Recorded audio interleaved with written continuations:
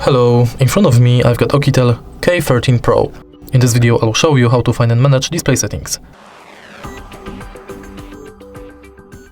In the beginning, let's go to settings, enter display, and right here we've got all settings for our display. Let's start with the top of the list, where we can change brightness level manually, enable or disable night light, and we can manage it. For example, you can change its intensity or schedule it.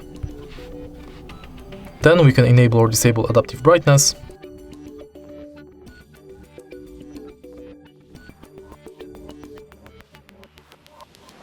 change wallpaper,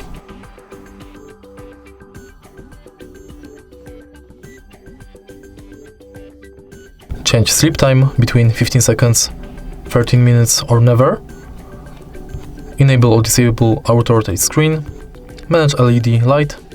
For example, we can set it to charge, battery low, or event miss. Next, we can manage navigation bar, change font size,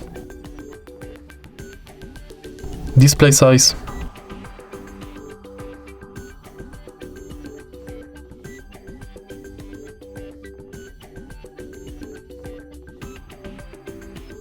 set screensaver,